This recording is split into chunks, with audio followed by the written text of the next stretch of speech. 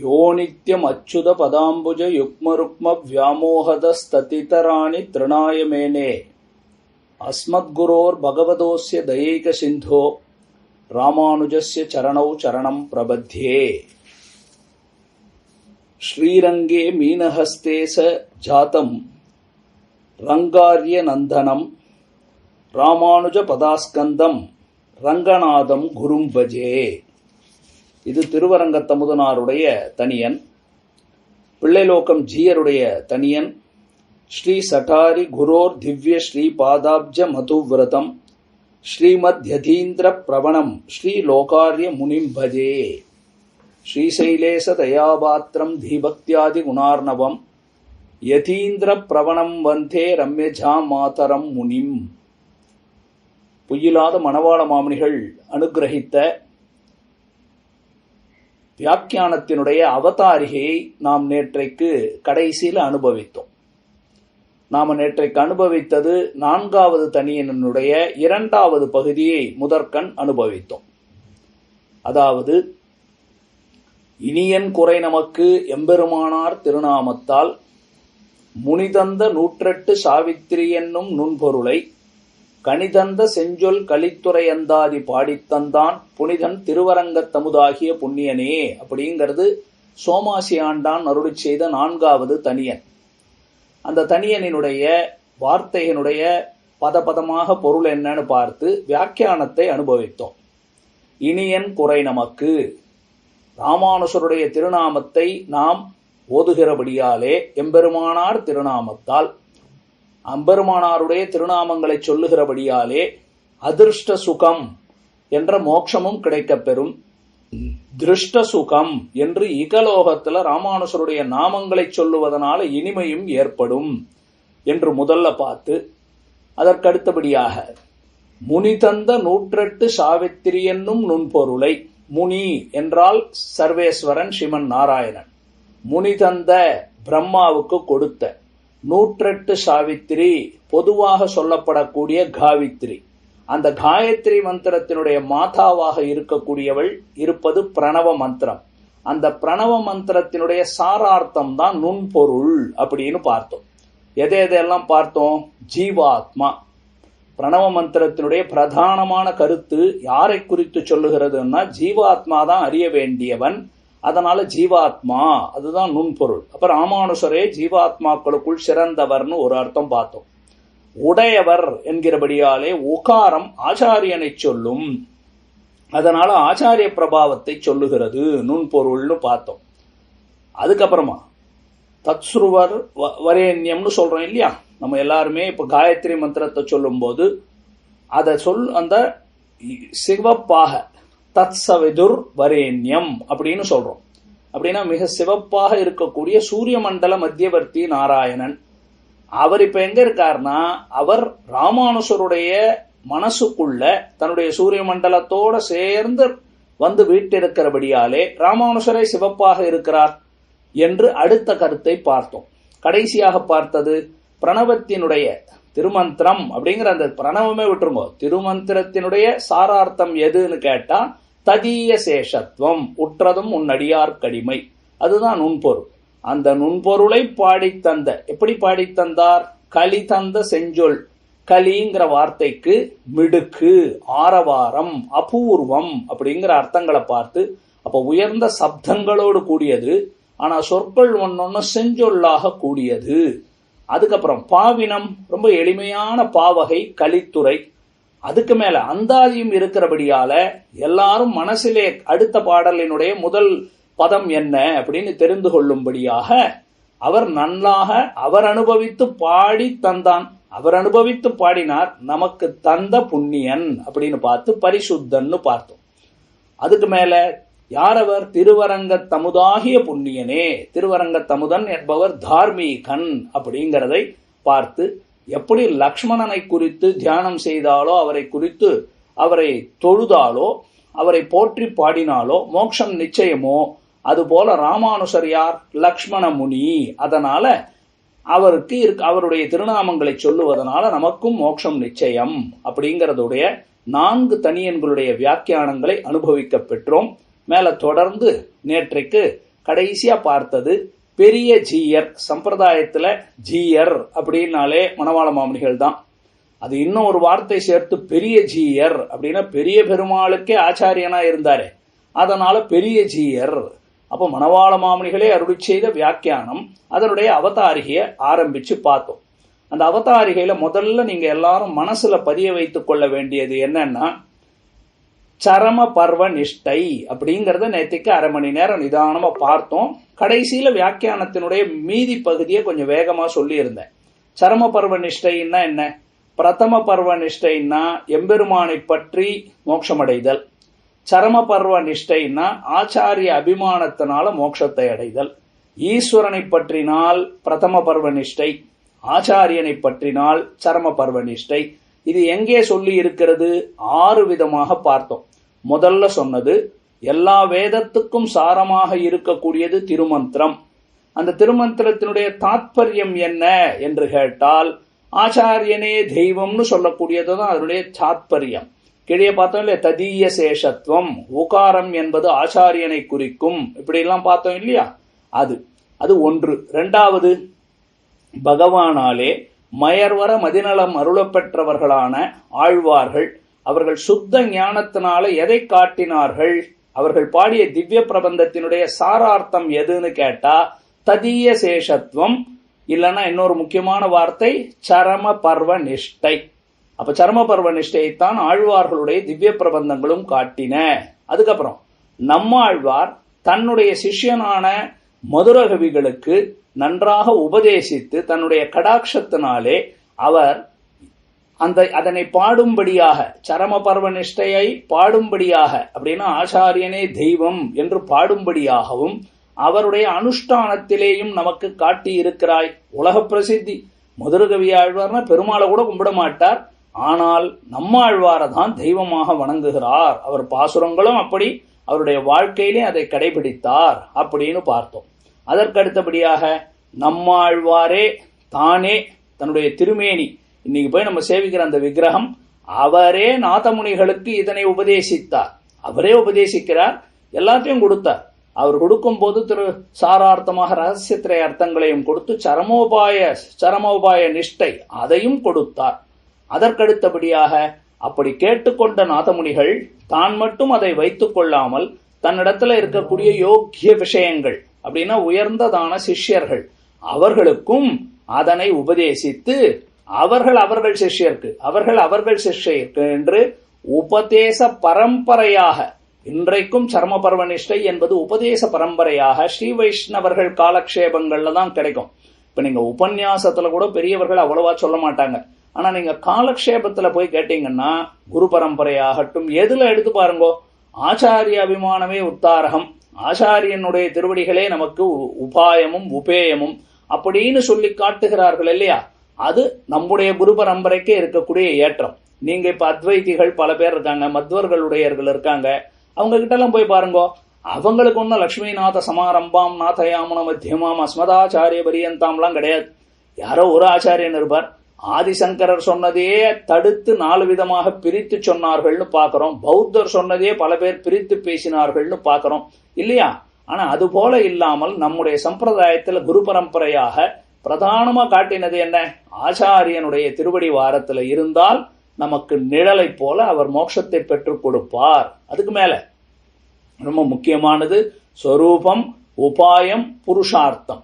இந்த மூன்றுக்கும் எது யாதாத்மிய ரூபம், எது யாதாத்மியம்னா உள்ளுரை பொருள், உள்ளது உள்ளபடி சொல்லுதல். அதனுடைய சாரமான கருத்து என்னன்னு கேட்டா, நீங்க பிரதம பர்வ நிஷ்டைய பார்த்தா ஸ்வரூபம், உபாயம், புருஷார்த்தம் பகவானே ஈஸ்வரனேன்னு நினைச்சீங்கன்னா அது பிரதம பர்வ நிஷ்டை இல்ல. ஸ்வரூபமும் உபாயமும் புருஷார்த்தமும் ஆச்சாரியனே என்று நினைத்தால் அதுதான் சரம பர்வ நிஷ்டை, அதுதான் யாதாத்மிய ரூபம். மேலெழுந்த வாரியா தெரிந்து கொண்டோம் அப்படின்னா நான் ஈஸ்வரனுக்கு அடிமை, ஈஸ்வரனே உபாயம், ஈஸ்வரனுக்கு கைங்கரியம். ஆனா இன்னும் நல்ல ஆழமாக ஒன்றை தெரிந்து கொண்டோம்னா எது எது யாதாத்மிய தியானம்னு கேட்டா, ஆச்சாரியனுக்கு அடிமை, ஆச்சாரியனே மோட்சத்துக்கு உபாயம், ஆச்சாரியனுக்கு கைங்கரியம் செய்வதே புருஷார்த்தம். இதுதான் ஸ்ரீ வைஷ்ணவர்கள் ஆசைப்பட வேண்டியது. அதுக்கப்புறம் இந்த சரம பர்வ நிஷ்டைங்கிறது தெருவில் போறவங்க வர்றவங்களுக்கு எல்லாம் சொல்ல முடியாது. அது பரம ரகசியமா இருந்துள்ள நாயனார் ஆச்சான் பிள்ளைன்றவர் சரமபர்வ நிஷ்டை அப்படின்னு அற்புதமான பிரபந்தத்தை கொடுத்திருக்கார்.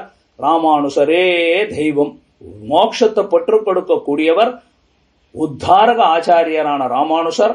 அவருடைய திருவடி சம்பந்திகளோட சேர்ந்து சம்பந்தத்தை பெற்று மோட்சத்தை பெறலாம் அப்படிங்கிற கருத்தை காட்டுறோம் இல்லையா?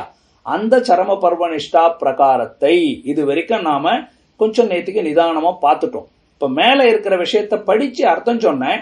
இப்ப இன்னொரு தடவை சொன்னா உங்களுக்கு நல்லா மனசுல பதிஞ்சிடும். இப்ப யார் சொல்லி கொடுத்தது? இப்ப நம்ம திருவரங்க தமுதனாருக்கு வரணும். இந்த திருவரங்க தமுதனாரால ராமானுஜ நூற்றந்தாதி ஏன் இப்படி அனுகிரகிக்கப்பட்டது? எதனால திருவரங்க தமுதனார் இப்படி ராமானுஜ நூற்றந்தாதி என்ற பிரபந்தத்தை அனுகிரகித்தார்? அந்த விஷயத்தை தான் சொல்ல வரார் மாமுனிகள். அப்ப முதல்ல சரமோபாரிய நிஷ்டை, சரம பர்வ நிஷ்டை அப்படிங்கறத சொல்லிட்டார். சரம பர்வ நிஷ்டை. சரி, இப்ப அதனை எம்பெருமானார் எல்லாருக்கும் காட்டியிருக்கலாம். ஆனா பிரதானமாக பெரிய கோயில் நம்பிகளுக்கு எப்படி காட்டினார் அப்படிங்கறத அடுத்து சொல்றார். கேவல கிருபையாலே, அவர் எம்பெருமானார் ஆனபடியாலே கேவல கிருபை. ராமானுசர்னு சொல்றோம். எம்பெருமானார்ன்ற வார்த்தையே எதை சொல்லுகிறது? பெருமானார். பொறுமையா என்ன சொல்ற, சுவாமின்ற அர்த்தம் மாத்திரம் இல்ல, உபகாரம் செய்யக்கூடியவர்கள், பிறர்க்கு உபகாரம் செய்யக்கூடியவர், பரோபகாரி. எம்பெருமான் அப்படின்னா எனக்கு உபகாரகன், எனக்கு சுவாமி. எம்பெருமானார் அப்படின்னா ராமானுசர் மிக்க கருணையோடு செய்யக்கூடியவர், உயர்ந்த விஷயத்தை எல்லாருக்கும் கிடைக்கணும்னு ஆசைப்படக்கூடியவர். அதனால என்ன பண்ணார்? கேவல கிருப்பையாலே, கருணை ஒன்றே வழியாக, வேற எதனாலையும் கொடுக்கல. சுவாமி எதனால திருவரங்க தமுதனாருக்கு கொடுத்தார்? கருணை. அவருடைய கருணை ஒன்றே காரணமாக தம்மை, இந்த திருவரங்க தமுதனாரை ஆழ்வான் திருவடிகளிலே ஆசிரயிப்பித்து பார்த்தார் ராமானுசர். இவர் ரொம்ப அகங்காரத்துல இருக்கிறார். இவர் உபதேசத்தால திருத்த முடியும், தன்னுடைய கடாட்சத்தால திருத்த முடியும். ஆனால் கீழே சரித்திரம் பார்த்தோம். கூரத்தாழ்வான் தான் ஒரு தடவை ராமானுசர், சரி ஏதோ இந்த நம்பெருமாளுக்கு நாம இருந்து இங்க பண்ற சீர்திருத்தங்கள் பிடிக்கல போல்றது, நம்ம காஞ்சிபுரத்துக்கே போயிடலாம் அப்படின்னு ராமானுசர் கூரத்தாழ்வானை கேட்க, கூரத்தாழ்வான் என்ன பண்ணித்தார்? சுவாமி அப்படியே எடுத்துக்கொள்ளுகிறீர், அவரை திருத்தி பணிகொள்ளும் அப்படின்னு அவர் சொல்றதா எடுத்துக்கலாமேன்னு சொல்ல, இந்த எண்ணம் உமக்கு தானே வந்தது என்று கூரத்தாழ்வானையே கொண்டு நீரே அவரை திருத்தி பணிகொள்ளும் என்று. அப்ப திருவரங்க தமுதனாரை என்ன பண்றார்? நீர் இந்த கூரத்தாழ்வான் திருவடிகளிலேயே ஆசிரயிப்பித்து அவர்கிட்டே பஞ்சசம்ஸ்காரம் பண்ண வச்சுட்டார். தன்முகேன உபதேசத்தருள கேட்டு. அப்ப கூரத்தாழ்வான் தான் முதல்ல உபதேசம் பண்றார். எப்பேற்பட்டவர்! அவருடைய வாழ்க்கையிலாகட்டும், எல்லாருக்கும் தெரிஞ்ச ஸ்லோகம் இல்லையா? மொழியை கடக்கும் பெரும் புகழான் வஞ்சமுக்குறும்பாம் குழியை கடத்தும் நம் கூரத்தாழ்வான் சரங்கூடிய பின்னு பாசுரம் பார்க்க போறோம். அப்பேற்பட்ட கூரத்தாழ்வான், அந்த கூரத்தாழ்வானுடைய உபதேசத்தால என்ன பண்றார்? திருந்துகிறார். தன்முகேன அப்படின்னா கூரத்தாழ்வான் மூலமாக அவருடைய உபதேசத்தை நன்னா கேட்கிறார் திருவரங்க தமுதனார். கூரத்தாழ்வானிட இருந்தா நமக்கு இல்லாத சாத்விக குணம் தானா வந்துடும். அவரோட இருந்தோம்னா ஆத்ம குணங்கள் தானே வளர்ந்து விடும். எப்படி பகவத்கீதையில கண்ணம், அமானித்துவம், மதம்பித்துவம், அஹிம்சா, சாந்திகி, ஆர்ஜவம்னு சொல்றார். எல்லா ஆத்ம குணங்களுக்கும் ஒருத்தரை சொல்லுங்கோ சரித்திரத்துல எங்க கிடைக்கும்னு கேட்டா கூரத்தாழ்வான் சரித்திரத்துல பார்க்கலாம். அடியோங்கள் இத கூரத்தாழ்வானுடைய ஆத்ம குணங்கள்னு குழந்தைகளுக்காக, சிறுவர்கள், எளியவர்கள் தெரிஞ்சுக்கணும்னு ஒரு வீடியோவை போட்டிருக்கோம். அந்த ஆத்ம குணங்கள் நிரம்பி இருக்கிறவர் கூரத்தாழ்வான். அப்ப அவருடைய உபதேசம், அவர் ஆச்சாரியனா இருக்காருன்னா அவருடைய சிஷ்யரான திருவரங்க தமுதனாருக்கு கிடைக்காம போயிடுமா? அந்த உபதேசித்து அருளை கேட்டு அவ்வர்த்தத்தை யதா தர்சனம் பண்ணி, இப்ப என்ன பண்றார்? கூரத்தாழ்வான் எல்லாத்தையும் சொல்லி கொடுத்தவர் ஆச்சாரியனே தெய்வம்னு காட்டினார். ஆச்சாரியனே தெய்வம்னு சொன்ன உடனே திருவரங்க தமுதனார் என்ன நினைச்சிட்டார்? நமக்கு முன்னாடி உட்கார்ந்து இருக்கிற கூரத்தாழ்வானே தெய்வம்னு நினைச்சார். அப்பதான் கூரத்தாழ்வான் சுதாகரித்து கொண்டு, கிடையாது, இதெல்லாம் குருவி தலையிலே பனங்காயை வைக்குமா போல, நாம நீ ஏதோ அவர் சொன்னார்ன்றதுக்காக உமக்கு நான் பஞ்சசம்ஸ்காரம் செய்து ஆச்சாரியனா இருக்கிறனே தவிர எல்லாரையும் தாங்கக்கூடிய, உத்தரிப்பிக்கக்கூடிய வலிமை ராமானுசர் ஒருவருக்கே உண்டு. சத்தியம் சத்தியம் புனர் சத்தியம் யதிராஜோ ஜகத்குருஹு அப்படின்னு சொன்னவர் இல்லையா கூரத்தாழ்வான்? அந்த ஜெகதாச்சாரியாரான ராமானுசரிடத்துலதான் ஆத்மகுண பிராப்தி இருக்கிறது. அவரையே நீர் பற்றும், அவர்தான் உமக்கு, அவருடைய திருவடிகளே தஞ்சம் என்று இரும் அப்படின்னு திருவரங்கத்தமுதனாருக்கு கூரத்தாழ்வான் ராமானுசரை காட்டி கொடுக்கிறார். இதுவரைக்கும் ராமானுசர் இடத்துல இவ்வளவு ஈடுபாடு அவருக்கு வரல. இவர் சொல்லிக் கொடுத்த விஷயங்கள் எல்லாம் இப்ப ராமானுசர் இடத்துல பாக்குறார். நமக்கு கூட ஒரு சுவாமிகளை, என்ன இந்த சுவாமிகள் இப்படி நடந்து போறார், 10 பேர் சேவிக்கிறாங்க, என்ன அவர் இடத்துல அப்படி பெருமை இருக்கு அப்படின்னு நினைப்போம். யாரோ ஒரு அவர் இடத்துல இருக்க சிஷ்யர் நமக்கு அவருடைய பெருமைகளை எடுத்து எடுத்து சொல்லுவார். அவர் சொல்ல சொல்ல நம்ம அதை கண்ணால பார்த்தோம்னா எப்படி இருக்கும்? இப்போ பெரிய சுவாமிகள் இடத்துலாம் இருக்கும் இல்லையா, நம்ம முதல்ல தூரத்துல இருந்து பார்த்தோம்னா என்ன அவங்க பாட்டுக்கு ஏதோ வராங்க, இப்படி பந்தாவா போறாங்க, 4 பேர் விழுந்து சேவிக்கிறாங்க, ஏதோ மேடையில உட்கார்றாங்க, ஒரே ஆரவாரமா இருக்குன்னு நினைப்போம். அவங்க சிஷ்யர்கள் இடத்துல பழகி பாருங்கோ, அப்பதான் அவருடைய கீர்த்தி, அவருடைய புகழ், எவ்வளவு உயர்ந்தவர் அந்த சுவாமின்னு அவருடைய குணங்களை சொல்ல சொல்ல நாம அதை கண்ணால போய் பார்க்க போறோம். அதை கண்ணால பார்க்க பார்க்க நமக்கு அனுபவம் எப்படி இருக்கும்? அந்த நிலையில தான் ராமானுசர் கூரத்தாழ்வான் எம்பெருமானாருடைய பெருமைகளை எல்லாம் சொல்லி, அவரே சரம பர்வம் நிஷ்டை, அவரிடத்துலதான் சரம உபாயம், ராமானுசரே உபாயம், அவர் திருவடிகளே தஞ்சம் என்று இரும்னு காட்ட இவர் என்ன பண்றார்? அதை தினமும் பார்க்கிறார். அவ்வர்த்தத்தை யதா தரிசனம் பண்ணி எப்பொழுதும் பார்க்கிறார். கூரத்தாழ்வான் அப்படி சொன்னார், ராமானுசர் பார்த்தா அப்படியே நடந்துக்கிறாரே, ஓ இந்த ஆத்மகுணம் ராமானுசரத்துல எப்படி இருக்கே அப்படின்னு எப்பொழுதும் பார்த்து கொண்டே இருந்து அனவரதம் எம்பெருமானார் திருவடிகளை சேவித்துக் கொண்டு போறான் என்றுள்ள பிள்ளையமுதனார். அதுக்கப்புறம் என்ன ஆயிட்டார்? கூரத்தாழ்வானும் பணித்தார், ராமானுசருடைய குணங்களை கண்ணால அனுபவிக்கிறார். கூரத்தாழ்வான் சொல்ல கேட்டு அதை கண்ணால பார்த்து அனுபவித்து இப்ப எம்பெருமானார் திருவடிகளே சரணம் அப்படின்னு ஆகி ராமானுசருடைய திருவடிகளிலேயே எப்பொழுதும் இருக்கிறார். அனவரதம், கோயிலுக்கே போறதில்ல, வேலையே செய்யறதில்ல, எம்பெருமானார் திருவடிகளையே சேவித்துக் கொண்டு போறான் என்றுள்ள, அதையே அவர் திருவடிகளை சேவிக்கிறதே வேலையா இருக்கக்கூடிய பிள்ளையமுதனார் அவருடைய திவ்ய குணங்களை இப்ப யோசிக்கிறார். நமக்கு கூட உயர்ந்தவர்களை பார்க்க இவ்வளவு குணங்களை நமக்கே அதை அனுபவிக்க தனக்கு ஒரு பாட்டா வந்துருமே. அதை சொல்றார், திவ்ய குணங்களை தம்முடைய பிரேமத்துக்கு போக்கு வீடாக பேசி அனுபவிக்கும்படி வேண்டும்படியான தசை தமக்கு விளைகையாலும். இப்ப இவரிடத்துல என்ன மாற்றம் ஏற்படுகிறது? திருவரங்கத்தமுதனார் ராமானுசரை பார்க்கிறார். பார்க்க அவருடைய குணங்கள் வருது. அந்த குணங்கள் என்ன ஆகுதுன்னா, இவருக்கு ராமானுசரிடத்துல அவருடைய குணங்களை பார்த்து ஆசை பிறக்கிறது. ரொம்ப ஆசை பிறந்தா அந்த ஆசைக்கு போக்கு வீடு எது? அதை எப்படி வெளிப்படுத்துறது? நமக்கு ரொம்ப ஒருத்தர் இடத்துல ஆசை இருக்குன்னா நம்ம முகத்திலேயே அந்த மாற்றம் தெரியும். அந்த முகத்தால வெளிப்படுத்தலாம், சிரிப்பால வெளிப்படுத்தலாம், ஆலிங்கனம் பண்ணி வெளிப்படுத்தலாம், விழுந்து சேவிச்சு வெளிப்படுத்தலாம், பெருமையா பேசி வெளிப்படுத்தலாம், பாட்டா பாடி வெளிப்படுத்தலாம். அப்ப பாட்டா பாடணும் அப்படிங்கிற தசைக்கு இவர் வந்துட்டார். திருவரங்கத்தமுதனார் ராமானுசருடைய ஆத்ம குணங்கள், கல்யாண குணங்களை பாட வேண்டும் அப்படின்னு ஆசையாக நினைத்து பாட்டு பாடுற தசைக்கு வந்துட்டார்.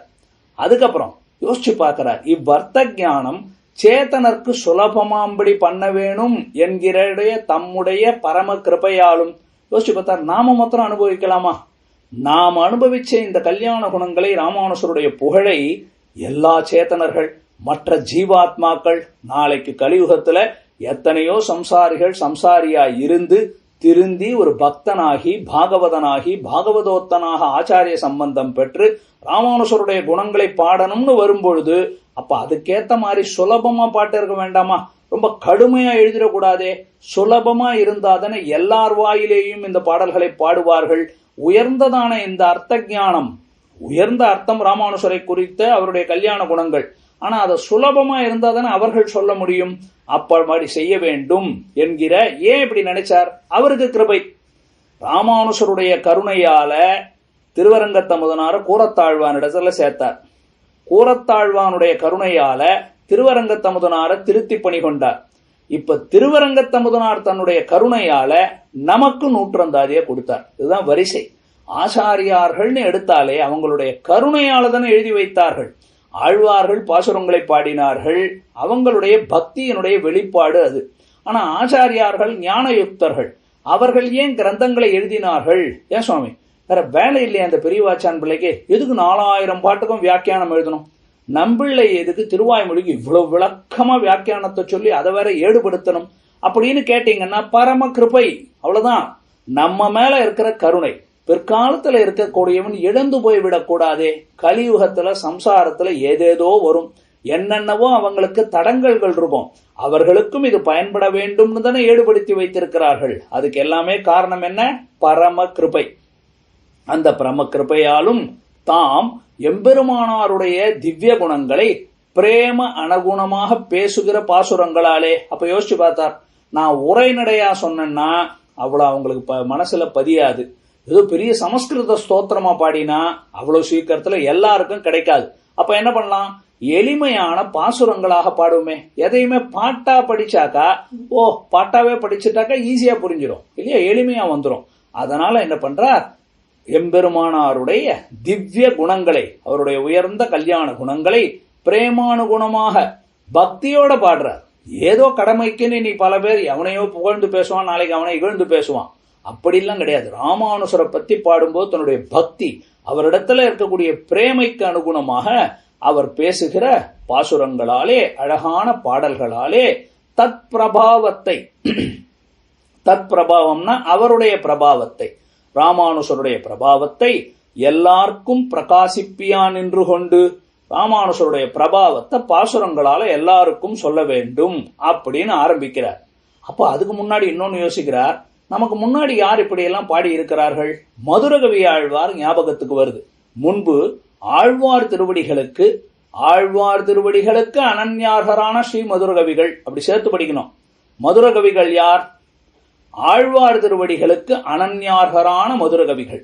ஆழ்வார் திருவடிகள் ஒன்றையே பற்றி இருந்தவர், அதை தவிர வேற தெரியாது. அதுதான் அனன்யார்கர்னு பேர். இவரை தவிர மற்றவங்களிடத்துல போனா அது அந்நியார்கம், இது அனன்யார்கம். அப்படின்னா வேற ஒருத்தருக்கு ஆட்படாதவர் மதுரகவிகள். வேற ஒருத்தருக்குன்னு யார சொல்றார்? பகவானையே சொல்றார். நாம என்ன சொல்றோம்? சுவாமி, சம்சாரிகளை விட்டு ஆழ்வாரை பற்றணும், ஆழ்வாரை பற்றி விட்டு பெருமாளை பற்றணும்னு சொல்றோம். அவர் மாத்தி சொல்லிட்டார், சம்சாரிகள் பகவானை பற்றுவார்கள், நாம பகவானை பற்றி ஆழ்வாரை பற்ற வேண்டும் அப்படின்னு சொன்னார் இல்லையா. அப்போ மதுரகவிகள் எப்படி இருந்தார்? எம்பெரும் ஆழ்வாரே, மதுரகவி ஆழ்வார் நம்மாழ்வாரே தெய்வம் என்று இருந்தார். அனன்யார்கரான மதுரகவிகள் அவர் என்ன பண்ணார்? ஸ்வநிஷ்டாகத ரூபேனவும், அவர் ஸ்வநிஷ்டாகத தன்னுடைய நடத்தையின் மூலமாகவும், கதன ரூபேவனவும் அப்படின்னா கதனம் அப்படின்னா அவருடைய நடவடிக்கை செயல்கள், அவருடைய நிஷ்டை, அவருடைய செயல்கள்ல என்ன தெளிவா தெரியுது?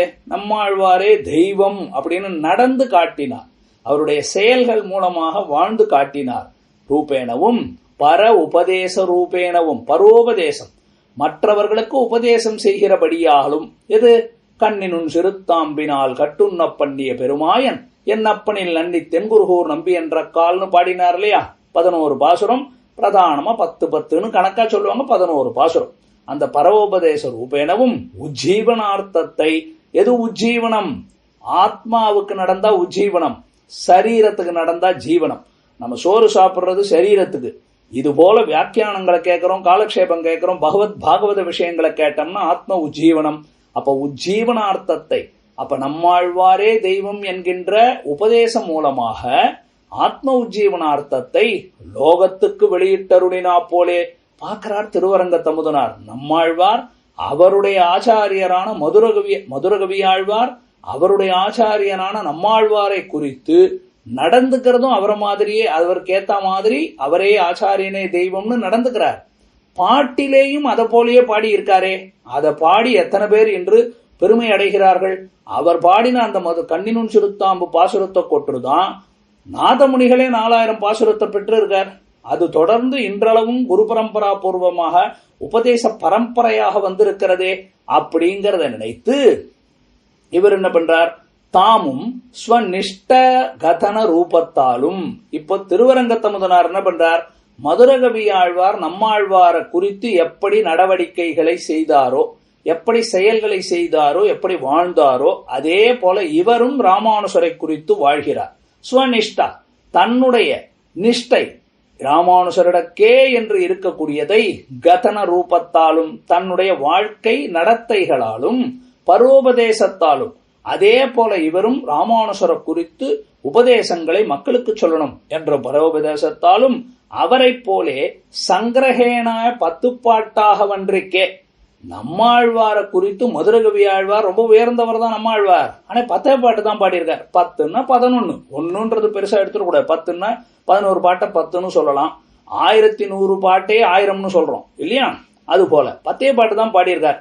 அஜய்ய இது என்னது, ஆச்சாரியனுடைய பெருமையை சொல்லணும்னா 10 பாட்டு தான் பாடுறதா என்று பறக்க கொண்டு அதை நன்றாக விவரித்து சொல்ல வேண்டும் என்று ஆச்சாரிய அபிமான நிஷ்டர்க்கு இதுதான் அண்டர்லைன் பண்ணிக்கணும். ராமானுஜ நூற்றந்தாதி எதற்காக கொடுக்கப்பட்டதுன்னா, ஏதோ தெருவில் போற வர்றவங்க எல்லாம் பார்த்து பிரயோஜனமே இல்லை. யாருக்கெல்லாம் ஆச்சாரிய அபிமான நிஷ்டை இருக்கிறதோ அவர்களுக்கு ஞாதவியார்த்தங்களை எல்லாம், அவர்கள் அறிந்து கொள்ள வேண்டிய ஞானத்தை எல்லாம், ஒருத்தனுக்கு ஆச்சாரிய அபிமானமே உத்தாரகம்ன்ற நிஷ்டை இருக்கிறவன் எதை தெரிஞ்சுக்கணும், அவன் தெரிந்து கொள்ள வேண்டிய அந்த அர்த்தங்களை எல்லாம், அறிய வேண்டிய அர்த்தங்களை எல்லாம் இப்பிரபந்த முகேன அருளி செய்கிறார். இந்த ராமானுஜ நூற்றந்தாதி என்கின்ற அழகான இந்த பிரபந்தத்தின் மூலமாக அருளி செய்கிறார்.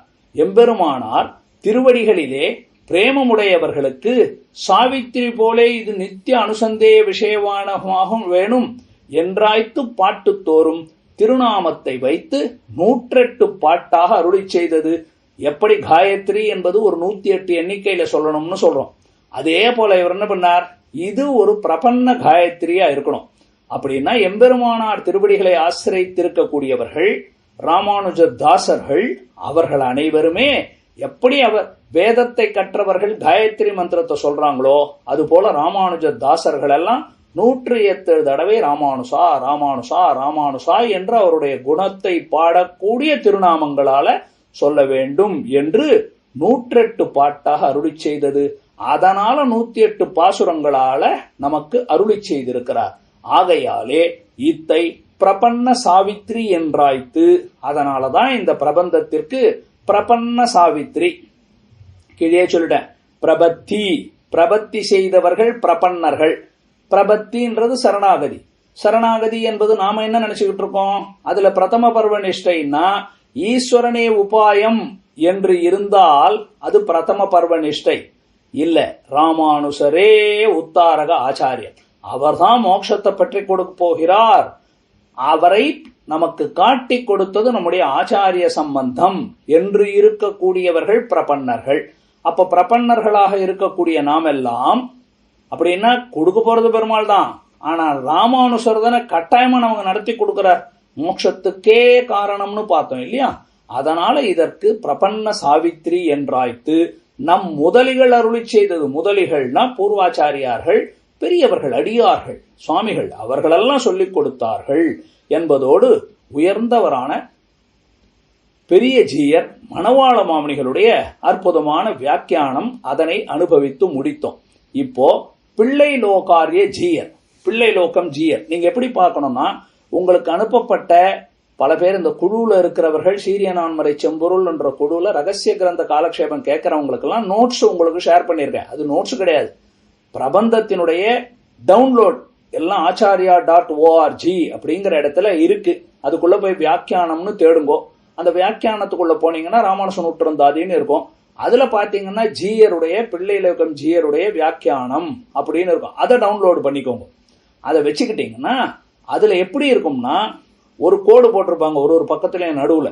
அந்த கோடுக்கு மேல பாத்தீங்கன்னா பெரிய ஜீயர் வியாக்கியானம், அந்த கோடுக்கு கீழே பாத்தீங்கன்னா பிள்ளை லோகாரிய சீயர் அப்படின்னா பிள்ளலோகம் ஜீயருடைய வியாக்கியானம். அப்படி பார்த்து நம்ம தொடர்ந்து இனிமே பார்க்கலாம். இப்போ ஒவ்வொரு பக்கமாக வச்சிருந்தீங்கன்னா உங்களுக்கு இப்ப புரியும். நான் இப்ப லேப்டாப்ல காட்டி சொல்லி கொண்டிருக்கிறேன் பல பேருக்கு. புத்தகமா பாத்தீங்கன்னா கோடுக்கு கீழே இருக்கிறது பிள்ளை லோகம் ஜீயர் வியாக்கியானம். இதை மனசுல வச்சுக்கணும். 108 பாட்டு இப்படிதான் பார்க்க போறோம். சரியா? சரி, சுவாமி பிள்ளை லோகம் ஜீயர் எப்படி சொல்ல போறார், அவருடைய வியாக்கியான அவதாரிகையினுடைய சாரார்த்தம் என்ன? ரொம்ப சுருக்கமா சொல்லணும்னா, பொதுவாகவே நீங்க நம்முடைய ஆழ்வார்களுடைய பாசுரங்களுக்கெல்லாம் வியாக்கியானம், திருப்பாவை எதை எடுங்கோ, பல பிரபந்தங்களை எடுத்து அதனுடைய வியாக்கியானம் பாத்தீங்கன்னா எப்படி பொதுவா இருக்கும். ஸ்ரீயப்பதியாய் அவாப்த சமஸ்த காமனாய் சமஸ்த கல்யாண குணாத்மகனான சர்வேஸ்வரன் தன்னுடைய கருணையாலே முதல்ல வேதங்களை கொடுத்தார். வேதங்களை கொடுத்து அதுக்கப்புறம் கர்ணகலேபரங்களை, முதல்ல கர்ணகலேபரங்களை கொடுத்தார், அதுக்கப்புறம் வேதங்களை கொடுத்தார். வேதத்தை சொல்றதுக்காக முனிவர்களை எல்லாம் படைப்பித்தார்.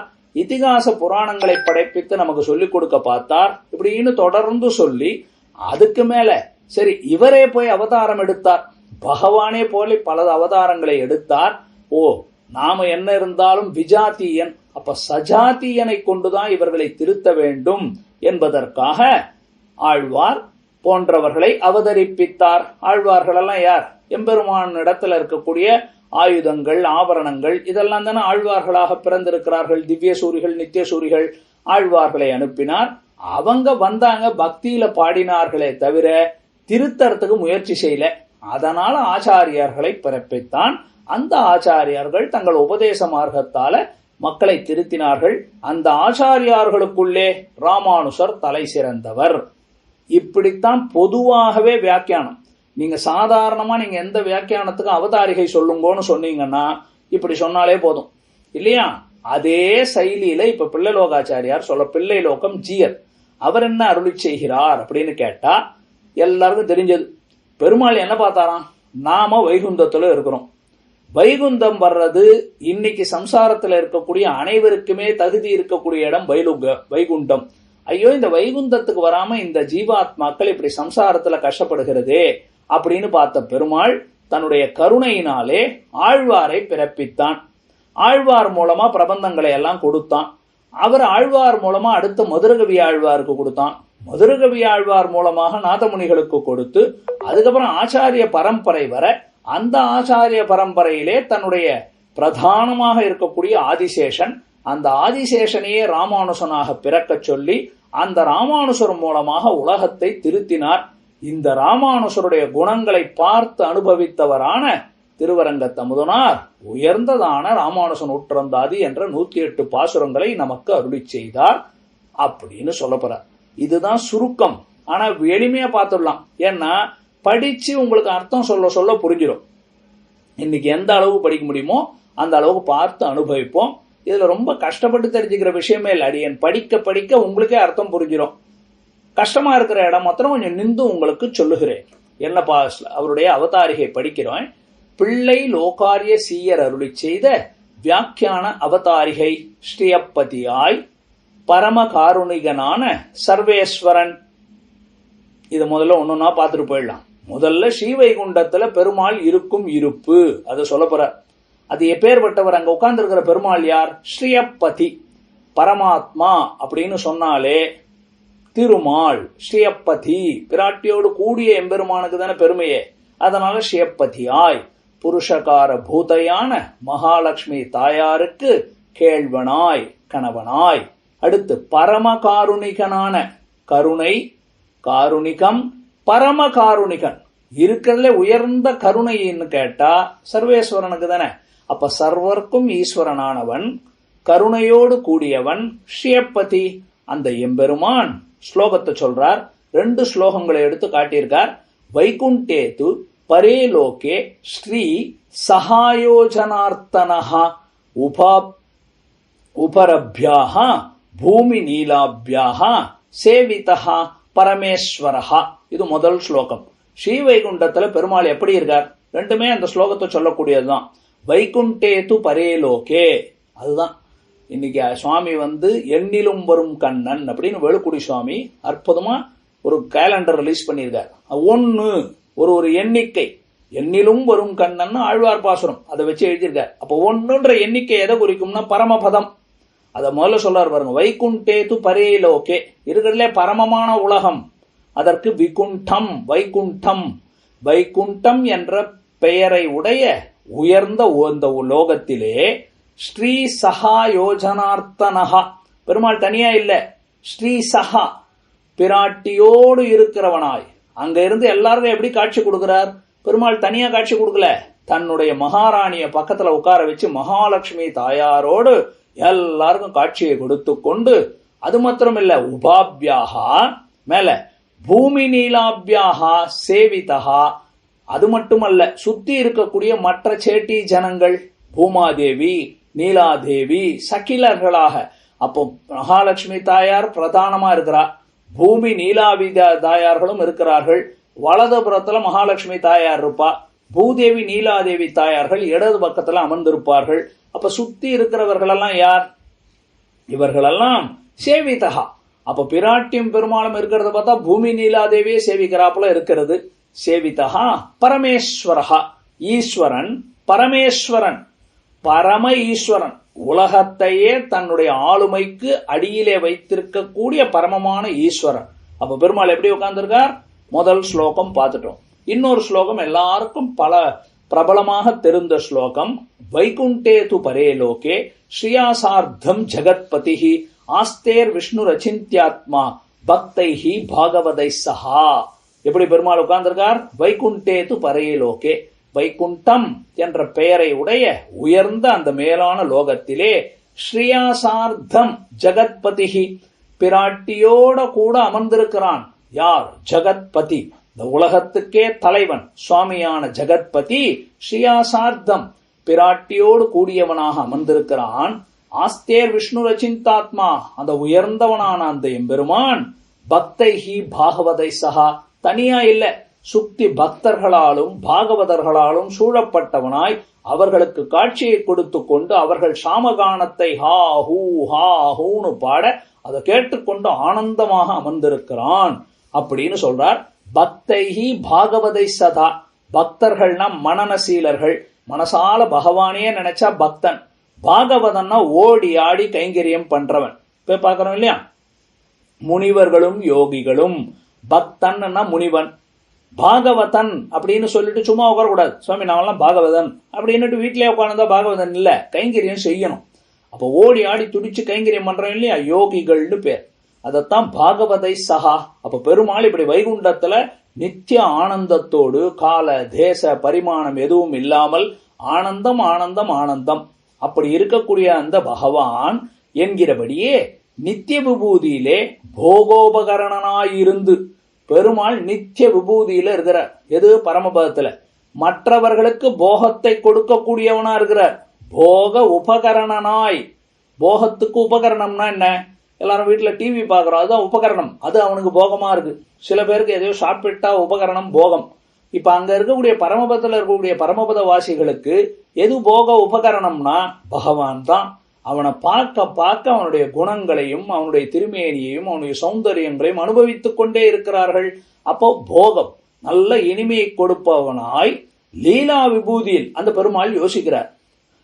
லீலா விபூதியில் எப்படி இருக்காங்க? திரிகுண பிரகிருதி சம்சர்க்கத்தாலே யோசிக்கிறார். இதெல்லாம் முமுட்சுப்படியில இந்த ஸ்லோகம் பார்த்திருக்கிறீங்க. திருப்பூத் விபூதியிலே பரிபூர்ணானுபவம் நடவானிற்க உண்டதொரு காட்டாதே தேசாந்தரகதனான புத்திரன் பக்கலிலே பித்ருஹிருதயம் கிடக்குமாப்பாலே சம்சாரிகள் பக்கலிலே திருவுள்ளம் குடிபோய். மனப்பாடமா பல தடவை படிச்சிருக்கீங்க இல்லையா? அததான் சொல்றார். லீலா விபூதியில், நம்ம சம்சாரம் என்ற இந்த லீலா விபூதியிலே திரிகுண பிரகிருதி சம்சர்க்கத்தாலே இந்த ஜீவாத்மாக்களும் மோட்சத்துக்கு போய் அனுபவிச்சிருக்கணும். ஆனா என்ன பிரச்சனைன்னா அவங்களுக்கு 3 குணங்களினுடைய சேர்க்கை. இந்த பிரகிருதி சம்பந்தம் என்பது எதை கொடுக்கிறது? இந்த பஞ்சபூதங்களாலான சரீரமோ இந்த பூமியோ இதை நம்ம இந்த ஜீவாத்மாவை எதுல போய் அழுத்துகிறதுன்னு சொன்னா முக்குணங்களின் சேர்க்கை. சத்துவகுணம், ராஜசகுணம், தாமசகுணம், இந்த முக்குணங்களின் சேர்க்கை. நாம எதை பார்த்தாலும் இது சத்துவகுணமா? ஒரு பொருளை பார்க்கிறோம், நல்ல சிவப்பா ஒரு நிறத்தை பார்த்தா போகக்கூடாது, அது ராஜசகுணம்னு பேர். கருப்பா ஒரு குணத்தை போய் ஒரு சட்டை, நம்ம சம்பிரதாயத்துல சிவப்பு சட்டை அணிய மாட்டார்கள், கருப்பு சட்டை அணிய மாட்டார்கள். ஏன் சுவாமி? ரெண்டுமே சிவப்புன்னு சொன்னா ராஜசகுணம், கருப்புன்னு சொன்னால் தாமசகுணம், இருட்டு, அக்ஞானம், அந்தகாரம், தூக்கம். சிவப்புன்னா துடிப்பு. சிவப்புன்னால பாருங்க ரத்தம், அது இது துடி இடி வெட்டு குத்துன்னுவான், பார்த்துருக்கீங்களா? அது ரெண்டுமே கூடாது சம்பிரதாயத்துல. அதே மாதிரி பெரியவர்கள் செய்யறதுனா இருக்கட்டும், பொதுவாக வெள்ளை உடுப்பு தான் போடும். நீங்க நல்ல வித்வான்கள், கற்று தேர்ந்த வித்வான்களை பாருங்க, இந்த மஞ்சள் உடுப்பு போடுறது, பச்சை கருப்பு எதையுமே போட மாட்டாங்க, வெள்ளை உடுப்பு தான். ஏன்? சத்துவ குணசீலனா இருக்கணும். நம்ம எல்லாருமே எப்பவுமே போறோம். இப்போ பெண்களுக்கு என்ன பண்ற சுவாமி, வெள்ளை உடுப்பு போடக்கூடாதுன்னு சொன்னா பிரைட் லைட் கலர்ஸ்ல போடணும், அந்த மாதிரி சொல்லி கொடுப்பார்கள், தெரிஞ்சுக்கோங்க. அப்ப ஆண்கள் என்ன பண்ணணும்னா, நமக்கெல்லாம் வித்தியாசமே இல்லையே, நம்ம என்ன யாராவது விதவைன்னு சொல்லிட போறாங்களா? என்ன சொல்ல போறாங்க? வெள்ளை உடுப்பு எப்பவுமே வஸ்திரமோ நம்ம போட்டுக்கிறது எதுவுமே வெளுப்பா இருக்கணும். ஏன்? சத்துவ குணம். அதுதான் நமக்கு சத்துவ குணத்தை வளர்க்கும். நம்ம உலகத்தில் நம்ம பார்க்கிறவர்களுக்கும் சத்துவ குணமா இருக்கணும். அதனால ஆனா என்ன நடக்கிறதுன்னு கேட்டா, இந்த சம்சாரத்துல இருக்கிற வரைக்கும் இந்த 3 குணங்களினுடைய தொடர்ச்சி. காலங்காத்தால எழுந்தோம்னா நல்லா இருக்கும். இப்ப சென்னை மாநகரத்துல அடிக்கிற வெயில பார்த்தா முடியல அப்பான்றான். யாராவது எதிரில் தள்ளிப்பா அப்படின்னு கோபமா பேசுறான். ஏன்? வெயில் தாபம். அதே சமயத்துல மயங்கி போறான் பல இடத்துல. அப்போ நமக்கு காலத்தால ஏற்படுது, பார்க்கறதுனால ஏற்படுது, பொருள்களால ஏற்படுது, உணவுனால ஏற்படுகிறது. சில பேருக்கு பிரகிருதி, அவர் பிறவியே பாத்தீங்கன்னா கடுகடுகடுன்னு இருப்பாருன்றோம். பிறவியே சில பேர் மந்தமா இருக்கிறான்னு சொன்னா அதெல்லாம் முக்குணங்களின் சேர்க்கை. நம்முடைய கர்மானுகுணமாக நமக்கு சரீரம் கிடைக்குது. நம்மளுடைய வாசனை ருச்சிகளுக்கு ஏத்த மாதிரி நம்ம வாழ்க்கையிலே இதை அனுபவிக்கிறோம். அதை சொல்றார் லீலா விபூதியில். திரிகுண பிரகிருதி சம்சர்க்கத்தாலே, 3 குணங்களினுடைய இந்த சேர்க்கையாலே ஜீவ வர்க்கங்களுக்கு நித்திய சூரிகளைப் போல இந்த ஆனந்த ரசத்தை அனுபவித்து வருகைக்கு யோக்கியதை உண்டாயிருக்க செய்தேயும். சேர்த்து படிக்கணும். இந்த ஜீவாத்மாக்கள்னா நம்மளும் தான். நான் சொல்றவன், நீங்க கேட்கறது, நம்மளை சுத்தி இருக்கக்கூடிய எல்லாருக்குமே எப்படி பரமபதத்தில் இருக்கக்கூடிய நித்திய சூரிகள் எல்லாம் பகவானை போக உபகரணமாக அனுபவிக்கிறார்களோ அதே போல நமக்கும் தகுதி இருக்கு. யோக்கியதை அப்படின்னு அருகதை. அந்த அருகதை, அந்த தகுதி நமக்கும் இருந்தாலும் நாம என்ன பண்ணிட்டோம்? ஒழியாத, நம்மோடு சுவடறியாதே, நம்மோடு உறவறியாதே சம்சார சாகரத்தின் பெருக்குச்சுழியிலே அகப்பட்டு பெருமாள் யோசிக்கிறார். ஐயோ, இந்த சம்சாரிகள் எல்லாம் இருக்கானே, இவனும் இவங்களை போல. உங்களுக்கே தெரியும், ஒரு அம்மா அப்பா, சொந்த வீடு இருக்கு, ஆனந்தமா இருக்கு, எல்லாம் இருக்கு. அந்த அம்மா கிட்ட இருந்து ஒரு 2-3 பிள்ளைகள் மட்டும் இல்ல, நானே கஷ்டப்பட்டு முயற்சி செய்து நான் வாழ்க்கையில முன்னுக்கு வரேன்னு சொல்லிட்டு எங்கேயோ வெளியூர்ல போய் ரொம்ப கஷ்டப்பட்டு சாப்பாட்டுக்கு வழி இல்லாம திணறி திக்கு முக்காடி கஷ்டப்படுறான். அப்ப அந்த தாய் தந்தை என்ன நினைப்பாங்க? ஏண்டா எல்லா சுகமும் இங்க இருக்கேடா, அப்பா அம்மான்ற உறவை மறந்துட்டு போறியே, அப்பா அம்மான்னு தெரிஞ்சா நீ எங்க கூட இருப்பே, அம்மான்ற உறவை மறந்து போய் நீ எங்கேயோ போய் நான் கஷ்டப்பட்டு நான் என்ன பாத்துக்கிறேன்னு போறியேடா அப்படின்னு வருத்தப்படுவாங்களா இல்லையா? அத போல பெருமாள் வருத்தப்படுறார். என்ன, எதனால நம்ம எல்லாம் சம்சாரத்துல கஷ்டப்படுறோம்? பகவானுக்கும் நமக்கும் இருக்கக்கூடிய சம்பந்த ஞானம் இல்ல. நவவித சம்பந்தம், பகவானுக்கும் நமக்கு இருக்கக்கூடிய சம்பந்தம், உறவு என்பது நித்தியமானதுன்னு நம்ம தெரிஞ்சுக்கல. பிதாச்ச ரக்ஷக சேஷி பர்த்தா ஞேயோ ரமாபதி சுவாமியாதாரோ மம ஆத்மா அப்படின்னு சொல்றோம் இல்லையா? நவவித சம்பந்தம், அவனுக்கு நமக்கும் இருக்கக்கூடிய உறவை நாம் அறியல. நாம இங்க இருக்கக்கூடியதை, இது ஏன் சொத்து, ஏன் சுகம், ஏன் வீடு, ஏன் மனைவி, ஏன் மக்கள், நான் 90 வயசானா கூட நான் என்ற அகங்காரத்தினாலதானே வீணா போறோம். அதை சொல்ற நம்மோடு உறவறியாதே. பெருமாள் யோசிச்சு பார்க்கிறார், நமக்கு அவனுக்கு இருக்கக்கூடிய உறவை தெரிந்து கொள்ளாமல் சம்சார சாகரத்தின், இந்த சம்சாரம் என்ற பெருங்கடல், அந்த கடலில் பெருக்குச்சுழியிலே அகப்பட்டு, சம்சாரம் என்றதே பெரிய கடல், அதுல வேற சுழல்னு சொல்றோம் இல்லையா, உள்ள சுழியில போய் மாட்டிக்கிட்டா அதுல மாட்டிக்கிட்டு இருக்கோமா. கரைமரம் சேர பெறாதே இருந்ததுக்கு போற நொந்து. பெருமாள் ரொம்ப வருத்தப்படுற. சே, இவனும் மேல வந்து நம்ம கூட சந்தோஷமா இருக்கிறத விட்டுட்டு அவன் இந்த சம்சாரம்ன்ற கடல்ல போய் அந்த பெரிய சுழல்ல போய் சுத்தி வீணா போறானே அப்படின்னு ரொம்ப வருத்தப்பட்டு இவர்களுக்கும் அந்த உறவை அறிவித்து, பெருமாளுடைய முதல் நோக்கம் என்ன? நமக்கும் சம்சாரிகளுக்கும் இருக்கக்கூடிய உறவை அறிவிக்க வேண்டும். அதுதான் முதல் நோக்கம். பெருமாள் என்ன நினைக்கிறார்? அவன் ஏன் சம்சாரத்துல கஷ்டப்படுறான்? அப்பா அம்மா சொத்து என்னது, மத்தவனை மாதிரி நானும் அனுபவிக்கணும் என்ற எண்ணம் அவனுக்கு இல்லையே. அப்ப நம்முடைய உறவை அவனுக்கு தெரிய வைக்கணும் அப்படின்னு சொல்லி மேல சம்சார சாகரத்தினின்றும் உத்தரிப்பிக்க கடவோம் என்று நினைப்பிட்டு பெருமாள் யோசிக்கிறார். ரொம்ப நாள் இவனை சம்சாரம் என்ற சாகரத்துல விடக்கூடாது, நமக்கு அவனுக்கு இருக்கக்கூடிய உறவை காட்டி அவனை சம்சாரம் என்ற கடல்ல இருந்து வெளியில கொண்டு வருவோம், அவனை மேலே கொண்டு வருவோம் என்று நினைத்து அதுக்கு பெருமாள் என்னென்ன வேலைகளை செய்தார் சொல்றார் பாருங்க. கலியுகாதியிலே நம்மாழ்வாரை அவதரிப்பித்து அவருக்கு மயர் வர மதிநலம் அருள ஆரம்பிச்சிட்டார். இது வரைக்கும் சொன்னது என்ன சுவாமி? முதல் பத்தின்னு சொன்னா நம்மாழ்வாரை அவதரிப்பித்தான்னு கொண்டு வந்துட்டார். நம்மாழ்வார்னு சொன்னா ஆழ்வார்களுக்குள்ளே தலைவன். நீங்க ஆழ்வார் அப்படின்னு பொதுவா சொல்லிட்டாலே அவர் தான் சரீரி. மற்ற ஆழ்வார்கள் எல்லாம் அவருக்கு சரீரம்னு பாக்குறோம் இல்லையா? மற்ற ஆழ்வார்கள் எல்லாம் நம்மாழ்வாருடைய சரீரம். சரீரி யார் அப்படின்னு கேட்டா நம்மாழ்வார் தான். எல்லாரும் வேற வேற காலங்கள்ல பாடியிருக்கலாம். ஆனா கடைசியில அந்த 4000 பிரபந்தத்தையும் கொடுத்தவர் யார்? நம்மாழ்வார் ஒருத்தர் தானே கொடுத்தார். அதனால நம்மாழ்வாரை அவதரிப்பித்து விஸ்வக்சேனரே நம்மாழ்வாராக அவதரித்தார். திருக்குறுங்குடியை நம்பியே நம்மாழ்வாராக அவதரித்தார். வைகாசி மாசம் விசாக நட்சத்திரம். வாங்கோ எல்லாரும் ஆழ்வார் திருநகரிக்கு வாங்கோ. 21ஆம் தேதியிலிருந்து 30ஆம் தேதி வரை மே மாசம் வைகாசி விசாக திருநக்ஷத்திர நன்னாள். ரொம்ப அழகா இருக்கும். அது சொல்றார் கலியுகாதியிலே, கலியுகத்தின் தொடக்கத்திலேன்னு அர்த்தம். அப்ப பெருமாள் முதல்ல யாரை பரவிக்கிறார்? எல்லா ஆழ்வார்களையும் படைச்சார். அது சொல்லல. அப்ப இவருக்கு முன்னாடி இருந்தவங்க எல்லாம் துவாபர யுகத்தின் இறுதியில் அவதரித்தார்கள்னு வச்சுக்கணும். பொய்கை, பூதம், பேய், திருமடிசை, இந்த 4 ஆழ்வார்கள் துவாபர யுகத்தின் கடைசியிலே அவதரித்தார்கள். கலியுகம் பிறந்து 42ஆம் நாள் அவதரித்தவர் யார்? நம்மாழ்வார். அவரை அவதரிப்பித்து, அப்ப ஆழ்வார் அவதரிக்க வேண்டும் என்றாலே பலவிதமாக சொல்லுவார்கள். ஜீவாத்மாக்களுக்குள்ளே ஒருத்தரிடத்துல விசேஷ கடாட்சம் பண்ணி அனுப்பினார் சொல்லுபவர்கள் உண்டு. இல்லை, விஸ்வக்சேனரனுடைய அம்சமாக வந்து பிறந்தார் சொல்லுபவர்கள் உண்டு. ஆழ்வார்கள் எல்லாரையுமே என்ன சொல்றோம்? இப்ப சக்கரத்தாழ்வாருடைய அம்சம்தான் திருமடிசை பிரான் அப்படின்னு சொல்றோம் இல்லையா? அப்ப பகவானிடத்துல இருக்கக்கூடிய ஆயுதங்கள், அவருடைய ஆபரணங்கள், அவரிடத்துல இருக்கக்கூடிய நித்திய சூரிகள், இவர்களே ஆழ்வார்களாக அவதரித்தார்கள்னு சொல்றோம். அப்ப பகவான் தான் அவதரிப்பிக்கிறான். ஏன்? அவர் காரியம் ஆகணும். அவருக்கு சரி பிறப்பிச்சுட்டு சும்மா விடலாமா? மயர்வர மதிநலம் அருள, அவருக்கு சம்சய விபர்யகமின்றி, அப்படின்னா குழப்பம் இல்லாமல், மயக்கம் இல்லாமல், ஐயம் திரிபர, அவருக்கு டவுட் எதுவும் வரக்கூடாது, தெளிவான ஞானம்னு அர்த்தம். மயர்வு அற மதி நலம், மதி நலம் அப்படின்னா பக்தி ரூபாபன்ன ஞானம். மதினா ஞானம், நலம்னா பக்தி. அப்போ ஞான பக்தி, அவருக்கு பக்தி ரூபாபன்ன ஞானத்தை நம்மாழ்வாருக்கு அருள. சரி, நம்மாழ்வார் என்ன பண்ணார்? தொடர்ந்து படிப்போம். அவரும் அந்த சம்சய ஞானத்தாலே, இப்ப நம்மாழ்வாருக்கு கிடைச்சிருக்கிறது எது? சந்தேகம் இல்லாத ஞானம்.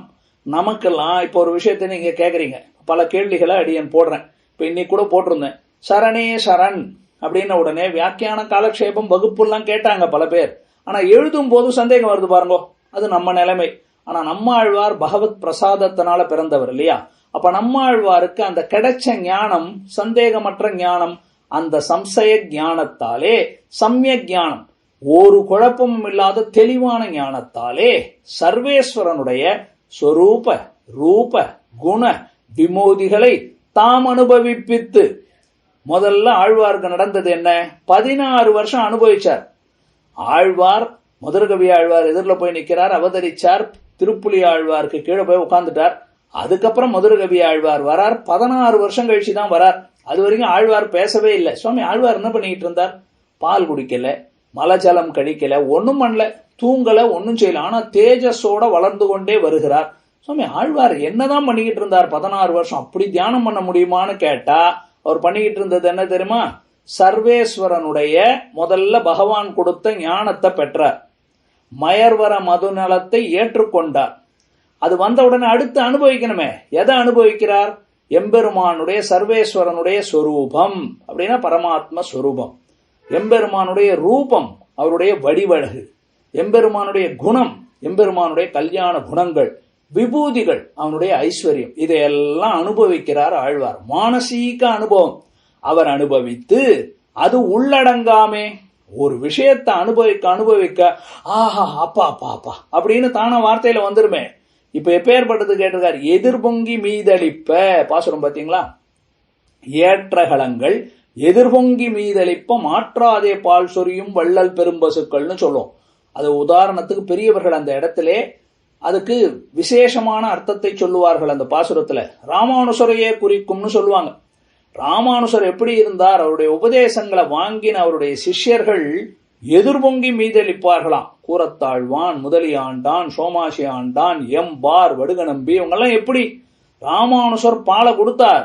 ஆனா ராமானுசர் கிட்ட வாங்கின அந்த ஞானத்தை எல்லாருக்கும் திரும்பவும் பொங்கி கொடுத்தார்கள் இல்லையா? அது போல நம்மாழ்வார் அவர் அனுபவிச்சார் மனசுல. அந்த அனுபவ பரிவாகத்தாலே மடை திறந்த வெள்ளம் போலே அப்படியே எதிர்பொங்கி மீதளிப்ப, அதுக்கு போக்கு வீடாக. சுவாமி 4 திவ்ய பிரபந்தங்கள் ஆழ்வார் பாடினாரு. எதனால வந்ததுன்னு கேட்டா, அவருடைய பக்தி அனுபவத்தினுடைய வெளிப்பாடு. அது பொங்கி வெளியில வந்தது. அவருடைய அந்த பக்தியினுடைய பிரகர்ஷகம்னு சொல்றேன் இல்லையா? மடை திறந்த வெள்ளம் போல வெளியில அந்த அருவி போல கொட்டுகிறது. அதுக்கு போக்கு வீடாக இவருடைய பக்திக்கு வெளியில வரணும் வார்த்தைகளாக திவ்ய பிரபந்தங்களை நிர்மித்தும் நல்ல திவ்ய பிரபந்தங்களை பாடினார். நம்மாழ்வார் நீங்க சொல்லி இருக்கிறபடியால திருவிருத்தம், திருவாசிரியம், பெரிய திருவந்தாதி, திருவாய்மொழின்னு 4 வேதங்களுக்கு சமமா சொல்லலாம். இல்ல 4000 கொடுத்தவர் நம்மாழ்வார். அவர் வேற வேற ஆழ்வார்கள் பாடப்பட்டிருந்தாலும் தலைவருக்கு தானே கணக்கு போகும். நீ பெரிய பெரிய கட்சி தலைவர்கள்னு சொல்றோம். கட்சியில பல பேர் வேலை செய்யலாம், கடைசியில பேர் யாருக்கு போவோம்? தலைவருக்கு தான் போகும். அது போல இந்த இடத்துல எல்லாமே ஆழ்வார் பாடினார்னு சொல்றோம், தப்பே இல்லை. இப்ப நம்ம எல்லாம் சொல்றோம், இப்ப பெரிய சுவாமிகளுக்கெல்லாம் எந்த ஆழ்வார் பாசுரத்தை சொன்னா இந்த ஆழ்வார்னு டக்குன்னு சொல்லிடுவாங்க. அடியனை போல மந்தமதி இருக்கிறவன் பயிலாதவன் இப்ப எனக்கெல்லாம் என்ன தெரியும்? பொதுவா ஆழ்வார்னு சொல்லணும். திருமழிசை ஆழ்வாரா இருக்கலாம், பெரிய ஆழ்வார் பாசுரமா இருக்கலாம், குலசேகர ஆழ்வார் பாசுரமா இருக்கலாம். டவுட் இருந்தா என்ன பண்ணணும்? ஆழ்வார்னு சொல்லிடலாம், தப்பே இல்லை. ஏன்னா நம்ம ஆழ்வார் தானே கொடுத்தார்.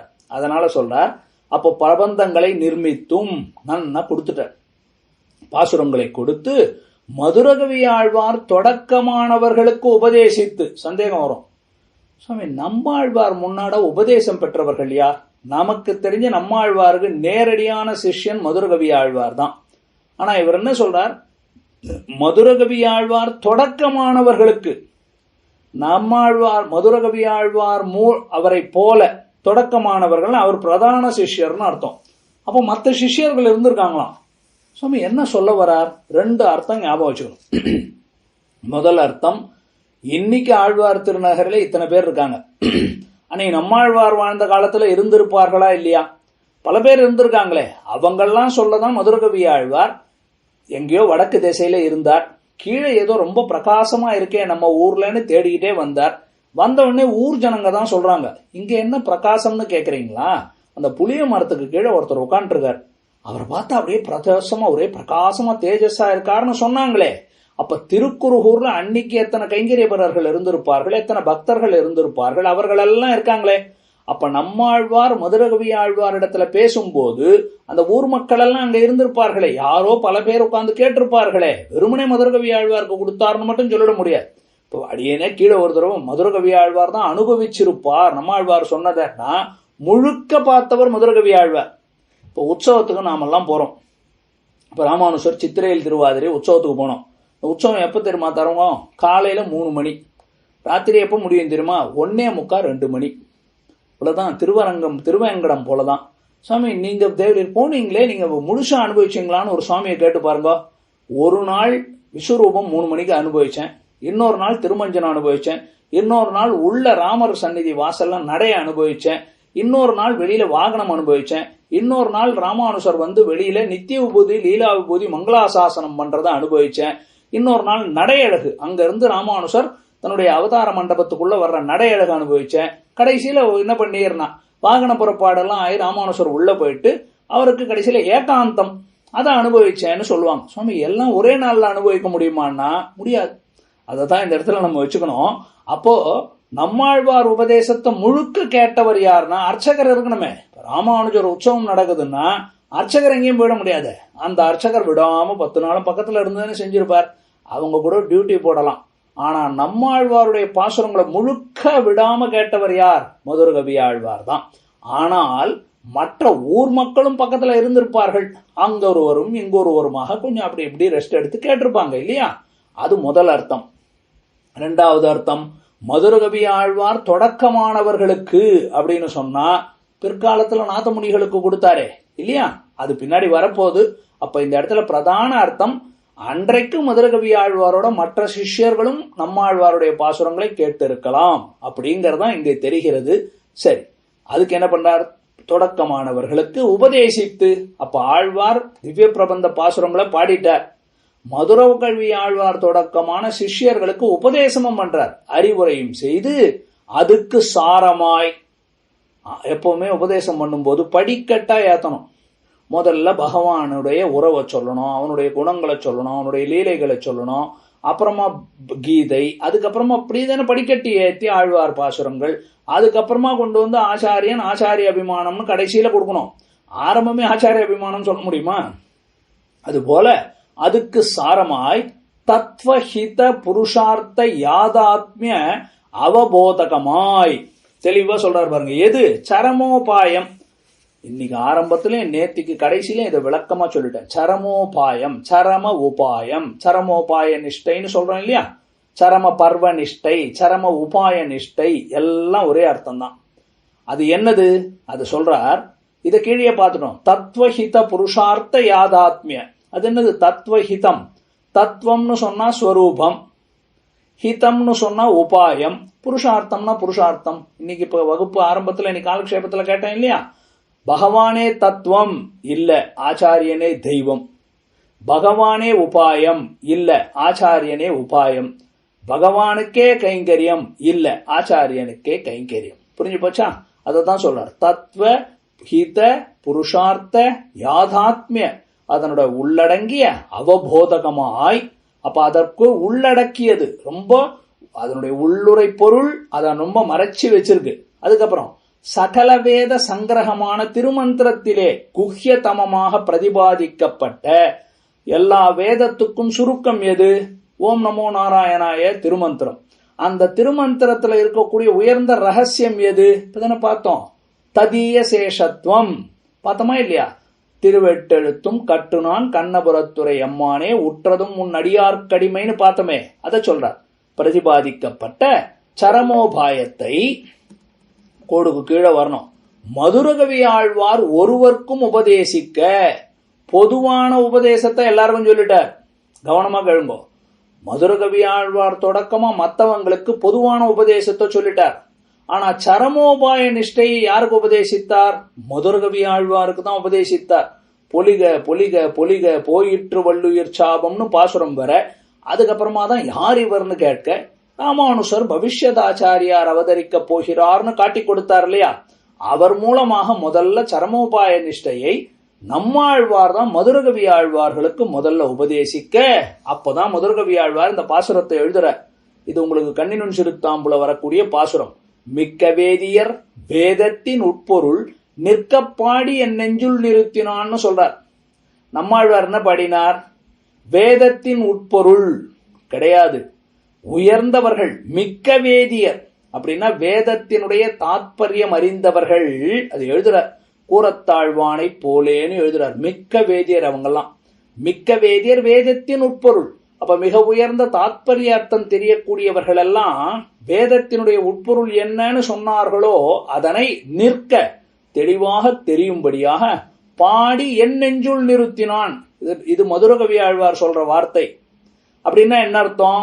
அவர் சொல்லிக் கொடுத்தது சரமோபாய நிஷ்டையை எனக்கு சொல்லிக் கொடுத்தார். இந்த சரமோபாய நிஷ்டைன்றது எது? வேதத்தினுடைய சாரமான மிக்க வேதியர்கள் மட்டுமே அறிந்ததான அதனுடைய சூக்ஷ்ம ஞானம். அதனை பாடியிருக்கார். ஆனா என் நெஞ்சுள் நிறுத்தினான்னு மதுரகவி ஆழ்வார் சொல்றார் பாருங்க. அப்ப அவர் ஒருவருக்கு மட்டுமே சரமோபாய நிஷ்டையை நம்மாழ்வார் உபதேசித்தார் அப்படின்னு வச்சுக்கணும். என்றும் சரி சுவாமி உபதேசம் வாங்கினார், அதோட விட்டுட்டாரான்னா நம்மாழ்வாரை குறித்து என்ன பாடுறார் மதுரகவி ஆழ்வார்? தேவு மற்றறியன். அப்ப அவர் பாடின பாசுரங்களால உக்தி, உக்தின்னா வார்த்தை. நம்மாழ்வார் வார்த்தையில என்ன சொல்லி கொடுத்திருக்காருன்னு சொல்றார்? மிக்க வேதியர் வேதத்தின் உட்பொருள் நிற்கப்பாடி என் நெஞ்சுள் நிறுத்தினான்னு சொல்றார். அதுக்காக நிஷ்டை இவர் என்ன பண்றார்? என் மனசுல உயர்ந்ததான சரமோபாய நிஷ்டையை நம்மாழ்வார் நிறுத்தினார். சரி, நீர் மனசுல வாங்கிட்டீரே, நடத்தையில காட்ட மாட்டீரா சுவாமி? உபதேசம் மட்டும்தானா, செயல்ல இல்லையான்னா தேவு மற்றறியேன். இவர் சொன்னார்ல, தெய்வம் வேற தெரியாது. அதுதான் நம்மாழ்வார் என் மனசுல காட்டினார். நம்மாழ்வாரே தெய்வம் அப்படின்னு தன்னுடைய நடத்தையிலையும் காட்டுறாராம். உக்தி அனுஷ்டானங்களாலே பூத்தரான பின்பு, பூத்தர்னா பரிசுத்தர்னு அர்த்தம். மதுரகவி ஆழ்வார் என்ன ஆயிட்டார்? இப்போ பரிசுத்தர் ஆயிட்டார். பூத்தோஸ்மி ரகுநந்தனன்னு சொல்ற. பூத்தர் அப்படின்னா பரிசுத்தமானவர் ஆயிட்டார். தங்கத்தை நன்ன உருக்க எல்லாம் போயிடும். கடைசியில இப்ப மதுரகவி ஆழ்வார் இடத்துல இருந்து கழிஞ்சது என்னன்னு கேட்டா, ஈஸ்வரனே எல்லாம்னு இருந்தது கழிஞ்சு போச்சு. கடைசியில நம்ம ஆழ்வாரே எல்லாம்னு நிக்கிறார்ல, அதுதான் இப்போ ரொம்ப சுத்தமாயிட்டாராம். பரிசுத்தமான பின்பு அந்த அர்த்த விசேஷங்களை எல்லாம் அப்ப நம்மாழ்வார் சரமோபாய நிஷ்டையை கொடுக்க, அதை வாங்கி இவர் வார்த்தையில தேவுமட்டறியன்னு பாட, அதையெல்லாம் என்ன பண்ணார்? அந்த வித்த விசேஷங்களை எல்லாம் தமக்கு பிரசாதிக்க வேணும் என்று ஸ்ரீமன் நாதமுனிகள் பிரார்த்திக்க, பின்னாடி நாதமுனிகள் வந்துட்டார். சாமி என்ன நீ நம்மாழ்வார் மதுரகவி ஆழ்வார் பத்தி பேசுறீங்கன்னா, பிற்காலத்துல ஆறாவமுதே அடியேனுடலும் நின்பால் அன்பாயேன்னு பாசுரத்தை கேட்க, என்னது உழலை என்பின் பேச்சு முளையோடு அவளை உயிருண்டான் கழகளவையே சரணாகச் சொன்ன குருகூர் சடகோப்பன்னு சொல்லுகிறதே. நேரா திருக்குருகூருக்கு வந்து மதுரகவி ஆழ்வாருடைய சிஷ்யரிடத்திலே கண்ணினுன் சிறுத்தாம்பு 11 பாசுரங்களை பெற்றுக்கொண்டு அவர் சொன்னதின் பேரிலே நம்மாழ்வாரை குறித்து 12,000 முறை கண்ணினுன் சிறுத்தாம்பு உருச்சொல்ல பெருமாள் எப்படி கொடுக்கிறார்? நம்மாழ்வார் மாதமுனிகள் பிரார்த்திக்கிறார், 1000 கிடைக்காதான்னு கேட்கிறார். 1000த்துள் 10ன்னு சொல்றீரே ஆழ்வாரே, இந்த 1000 கொடுக்க கூடாதா? 10 தானே இருக்குன்னு கேட்க, அவருக்கு நம்மாழ்வார் என்ன பண்றார்? அர்ச்சா வியவஸ்தையை அதிக்கிரமித்து, அர்ச்சை நிலையை தாண்டி, அர்ச்சைன்னு என்ன பேசக்கூடாது. அர்ச்சைன்னு சொன்னா பூஜை பண்ணா கம்முன்னு உட்காந்து ஏத்துக்கணும், அதான் அர்ச்சா சமாதின்னு சொல்லுவாங்க. ஆனா நம்மாழ்வார் என்ன பண்றார்? இன்னைக்கு நீங்க போய் ஆழ்வார் திருநகர்ல மூலவர் பெருமாளை போய் சேவிக்கிறீங்க பாருங்க, அவர் தான் அர்ச்சா. அந்த பெருமாள் பாண்டியங்கொண்ட போட்டுட்டு அந்த நம்மாழ்வார் தான் 4000 நாதமுனிகளுக்கு கொடுத்தவர், சரமோபாய நிஷ்டையும் கொடுத்தவர். அதை சொல்றார். அதிக்கிரமித்து தன்னுடைய சிலா ரூபத்துல பேசக்கூடாதுன்றதையும் தாண்டி என்ன பண்ணார் நம்மாழ்வார்? திருவாய் திறந்து கற்பனை செய்து பாருங்க. அந்த நம்மாழ்வாருக்கு தயிர்ல திருமஞ்சனம் பண்ணுவாங்க, அது பாத்தீங்கன்னாவே தெரியும், பேசுறாப்புலே இருக்கும். திருவாய் திறந்து உபதேசிக்க, அப்ப நாதமுனிகளிட வரைக்கும் இப்ப சரமோபாய நிஷ்டை வந்துடுச்சு. நம்மாழ்வார் படைக்கப்பட்டார், நம்மாழ்வார் மதுரகவி ஆழ்வார்களுக்கு சரமோபாய நிஷ்டையை கொடுத்தார். நம்மாழ்வாரிடத்துல இருந்து அன்னைக்கு அது நடந்து எனக்கு கிடைக்க கூடாதான்னு நாதமுனிகள் கேட்க, நம்மாழ்வாரே வாயை திறந்து அவருக்கு உபதேசிக்க, அவரடியாக வாய்த்து இந்த சம்பிரதாயம் வந்தது. அன்னைக்கு நாதமுனிகள் இந்த சரமோபாய நிஷ்டையை நம்மாழ்வாரிடத்துல இருந்து பெற்றுக்கொண்டாரா? அது இன்றளவு நம்ம பேசின்னு இருக்கோம் உட்காந்து. கலியுகத்துல இவ்வளவு நாள் கடந்து இன்றளவும் இந்த சம்பிரதாயம் வந்தது அப்படிங்கிறது வரைக்கும் இன்றைய வகுப்பு இருக்கட்டும். ஆழ்வார் திருவடிகளே சரணம், எம்பெருமானார் திருவடிகளே சரணம். நாளைக்கு காலக்ஷேபத்துல தொடர்ந்து அனுபவிப்போம். ஆழ்வார் திருவடிகளே சரணம், எம்பெருமானார் திருவடிகளே சரணம், ஜீயர் திருவடிகளே சரணம். அத்திகிரி அருளாளர் அடிபணிந்தோன் வாழியே, அருட்கட்சி நம்பியுரை அருபெற்றோன் வாழியே, பத்தியுடன் பாடியத்தை பகிர்ந்திட்டான் வாழியே, பதின்மர்களை உட்பொருளை பரிந்துகற்றான் வாழியே, சுத்தமகிழ் மாறனடி தொழுதுய்ந்தோன் வாழியே, தொல்பெரிய நம்பிசரன் தோன்றினான் வாழியே, சித்திரையில் ஆதரனால் சிறக்க வந்தோன் வாழியே, சீர்பெரும்பூதூர் முனிவன் திருவடிகள் வாழியே என்று சொல்லி, பூமன்னுமாது பொருந்திய மார்பன் புகழ்மலிந்த பாமன்னுமாறன் அழிவணிந்துய்ந்தவன் பல்கலையோர் தாம் மன்ன வந்த விராமானுசன் சரணாரவிந்தம் நாம் மன்னி வாழ நெஞ்சே சொல்லுவோம் அவன் நாமங்களே. வாழியதிராசன் வாழியதிராசன் வாழியதிராசன் என வாழ்த்துவார், வாழியென வாழ்த்துவார், வாழியென வாழ்த்துவார், தாளினையில் தாழ்த்துவார் பின்னோர் தலை எம்பெருமானார் திருவடிகளே சரணம் என்று சொல்லி இன்றைய வார்த்தை நிறைவு செய்கிறேன். இத்தோட திங்கட்கிழமை, சனி ஞாயிறு நாளைக்கு சாரசங்கிரகம் வகுப்பு இருக்கிறபடியால திங்கட்கிழமை மாலையில ராமானுஜன் உற்றந்தாதி தொடர்ந்து நடைபெறும். ஸ்ரீமதே ராமானுஜாய நமஹ.